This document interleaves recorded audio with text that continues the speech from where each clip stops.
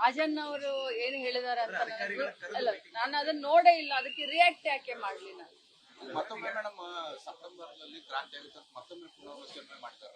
ನಾನು ಯಾವತ್ತಿದ್ರೂ ಹೇಳಿದೀನಿ, ಇದು ಹೈಕಮಾಂಡ್ ಹೇಳಿದಂತ ಕೇಳುವಂತ ಒಂದು ಪಕ್ಷ, ಎಲ್ಲ ನಾಯಕರು ಅದನ್ನ ಪದೇ ಪದೇ ಸಿದ್ದರಾಮಯ್ಯ ಸಾಹೇಬ್ರಾಗ್ಲಿ DK ಶಿವಕುಮಾರ್ ಅವರಾಗ್ಲಿ ಸ್ಪಷ್ಟಪಡಿಸಿದ್ದಾರೆ.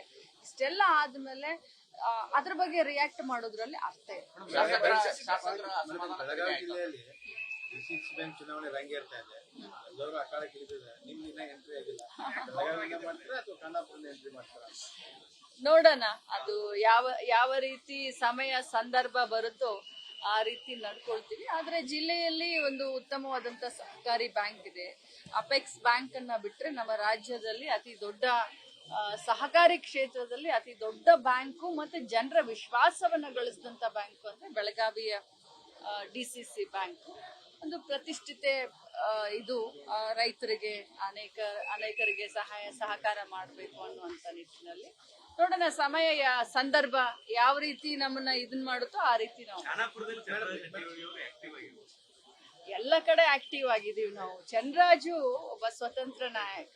ಚಂದ್ರರಾಜ್ ಹಟ್ಟಿಹೊಳಿಯನು ಚಿಕ್ಕವನಲ್ಲ, ವಿಧಾನ ಪರಿಷತ್ ಸದಸ್ಯ ಇದ್ದಾನೆ. ಅವನು ಸ್ವತಂತ್ರವಾಗಿದ್ದಾನೆ, ಅವನು ತನ್ನ ಡಿಸಿಷನ್ ತಗೊಳಕ್ಕೂ ಸ್ವತಂತ್ರವಾಗಿದ್ದಾನೆ, ಓಡಾಡಕ್ ಕೂಡ ಸ್ವತಂತ್ರ.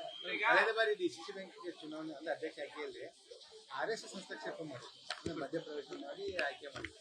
ಈ ಬಾರಿ ಚುನಾವಣೆ ಏನಾದ್ರು ಕಾಂಗ್ರೆಸ್ BJP ಅಂತ ಆಗುತ್ತೆ ಅಥವಾ ಅಡ್ಜಸ್ಟ್ಮೆಂಟ್? ನಮ್ಮ ಜಿಲ್ಲಾ ಉಸ್ತುವಾರಿ ಸಚಿವರಾದಂತ ಸತೀಶ್ ಜಾರಕಿಹೊಳಿ ಅವರು, ನಾವು, ಪ್ರಭಾಕರ್ ಕೋರೆ ಸರ್ ಎಲ್ಲರೂ ಕೂತ್ಕೊಂಡು, ಯಾಕಂದ್ರೆ ಇದು ಸಹಕಾರಿ ರಂಗ, ಸೊ ಎಲ್ಲರೂ ಕೂತ್ಕೊಂಡು ಮಾತಾಡ್ಕೊಂಡು ನಮ್ಮ ಜಿಲ್ಲೆಗೆ ರೈತರಿಗೆ ಅನುಕೂಲ ಆಗುವಂತ ಡಿಸಿಷನ್ ತೆಗೆದುಕೊಂಡು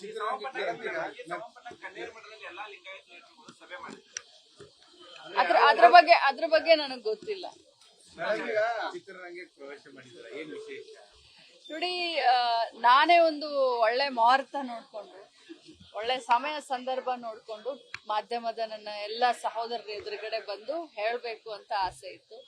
ಐರಾ ಪ್ರೊಡಕ್ಷನ್ ಹೌಸ್ ಅಂತ ಒಂದೂವರೆ ವರ್ಷದ ಹಿಂದೆ ನಾವು ಇದನ್ನ ಮಾಡಿದೀವಿ. 2 ಚಿತ್ರಗಳನ್ನ ಲಾಂಚ್ ಮಾಡಿದೀವಿ. ಇನ್ನೂ ಒಬ್ರು ನಮ್ಮ ಜೊತೆ ಪಾರ್ಟ್ನರ್ ಕೂಡ ಇದ್ದಾರೆ. ಆದ್ರೆ ಈಗ ಚಿತ್ರೀಕರಣ ನಡೀತಾ ಇರುವಂತ ಹಂತದಲ್ಲಿ ನಾನೇ ಬಂದು ತಮ್ಮ ಎದುರುಗಡೆ ಒಂದು ಒಳ್ಳೆ ರೀತಿಯಾಗಿ ಇದನ್ನ ಏನ್ ಹೇಳ್ತಾರೆ ಲಾಂಚ್ ಮಾಡಬೇಕು ಅಂತ ಕಾಯ್ತಾ ಇದ್ದೀನಿ. ಉತ್ತರ ಕರ್ನಾಟಕ, ದಕ್ಷಿಣ ಕರ್ನಾಟಕ, ಟೋಟಲ್ ಆಗಿ ಕರ್ನಾಟಕ ಕಲಾವಿದರಿಗೆ ಹೆಚ್ಚಿನ ಅವಕಾಶ ಸಿಗೋ ನಿಟ್ಟಿನಲ್ಲಿ ಕೆಲಸ.